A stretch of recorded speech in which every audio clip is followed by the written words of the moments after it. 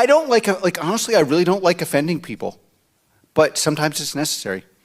And I really don't. I do like legitimately afterwards. I'm like, God, somebody was visiting the office and I was making fun of a lame company they happened to work at. And I didn't know they were external. I felt a little bad about that, honestly. But then I thought, God, someone's got to tell this person, got to get out. So it's like, this is your life. They're like monetizing you. It's like the Matrix.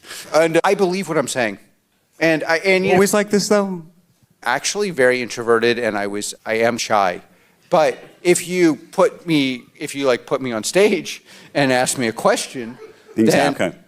But I don't want to intentionally make people like, I felt bad that but I would felt much worse if it wasn't true, and I genuinely believe what I'm saying. Alex Karp just dropped some brutal truth bombs. This take on America's future will shock you. Check this video out. And I would, of course, if you're saying a lot of things, you're going to mess up. But I think people understand the intent of what I'm saying. And I would say, I'll tell you one of the great things about this country. People, especially who've joined Palantir or were at Palantir or invested in Palantir, they know I'm fighting for them and our country. And they're willing to see the better side of what I'm saying. Because that part is true. And if people know that, they're willing to, it's like in any relationship, if like somebody knows you actually care, maybe they forgive certain foibles. Maybe in the same category, the book talks about hard power and soft power. You're arguably in the hard power business when it comes to the military. I'm curious what you think of America's soft power today.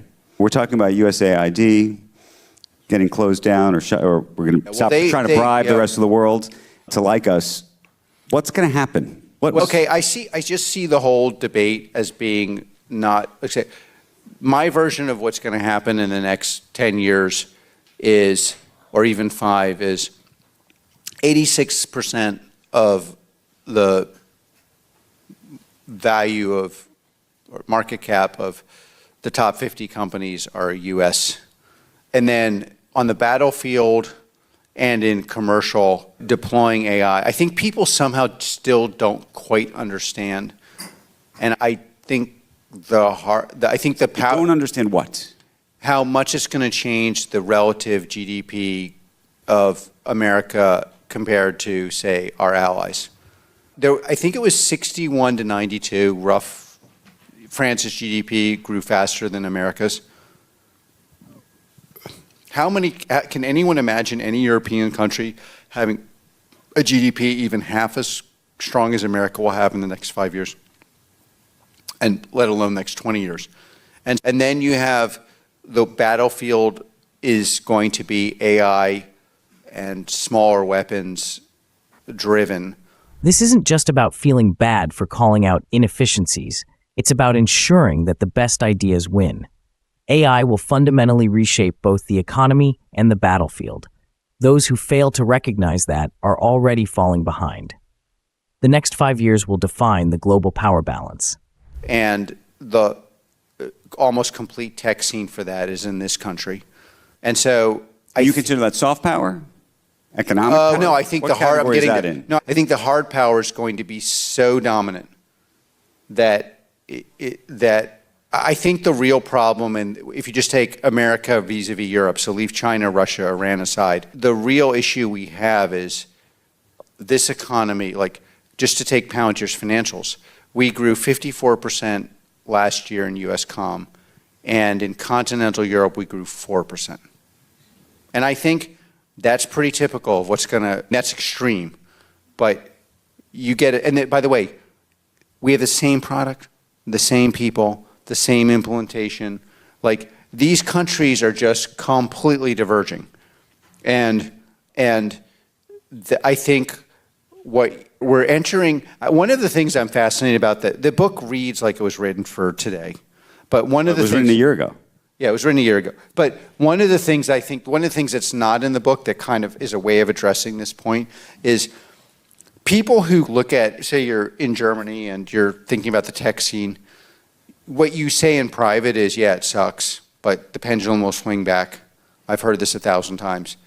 But what I tell them is, you're thinking of software in kind of the old school way, but in this pendulum swing, the pendulum may never swing back. You've got to run now.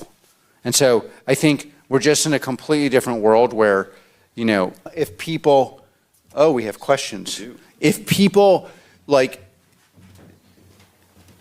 a lot of people are waiting out the clock for the pendulum to swing back. I think that pendulum is going to accelerate, but not swing back. And so you're going to find that the GDP growth and I think the big issue for the U.S. is how do you make sure more people participate in the GDP growth? So that what worries me in the U.S. is the winners win more. The non-winners also do much better, but it's societally very difficult when any group does better, even if everyone else does much better. So we are going to have to think a lot about how do you get AI to work. You can use AI to train and skill workers, but that is really important for this country because we do not want to be in a country where we're doing much, much better than every other country, but the average American doesn't see the benefits. And so that's got to be a central focus of what people who are building things think about. And there are a lot of good answers, but it's not. But we need to think about it more than you would think we have to think about it because if the winners win 10x and everyone else wins 3x. Palantir is thriving in the US because innovation is rewarded here, while Europe clings to outdated policies and bureaucratic stagnation. The challenge now isn't just maintaining dominance, it's ensuring that AI-driven growth benefits more Americans. If the US continues winning but fails to distribute that success, internal tensions will rise. This is the moment to lead, both globally and domestically. Well, yeah. Let me ask you about that, because you want to win. You wake up to win. That's the goal at Palantir. But in the context of geopolitics, I was in Davos a couple weeks ago, and I sat next to a Chinese executive who said, it's very interesting, Andrew. For a very long time, we, meaning China, we were fine, or we were happy with the U.S. being the leader of the world. We're less fine with them being the winner of the world, because if they're winning, it means that other people are losing. What do you think of that? I don't think in win-lose. I think in domination. So I don't like this win-lose thing because it presupposes okay to lose.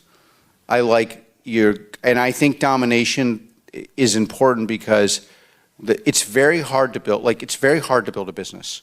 And one of the real reasons it's hard is you've got to sit next to someone who is annoying you every cell in your body every day. And they may be right. So it's every day you're dealing with somebody who is really annoying and they're wrong 9 times out of 10. But the 10th time they save your life. And so I think if it's just about money, if it's just about winning, if it's just about having prestige, for me, that's not enough to do that. If the US doesn't dominate, who will? China was fine with American leadership when it was passive, but now that AI, defense, and economic power are tilting in America's favor, they're suddenly uncomfortable? That's not about fairness, it's about control. The reality is, leadership without power means nothing. If America doesn't dominate in AI, military, and industry, it leaves a vacuum. And who's going to fill that vacuum? Not someone who values freedom, innovation, or democracy. The only way to secure the future is to ensure the US remains unchallenged in critical industries. And that's exactly what Palantir is helping to achieve.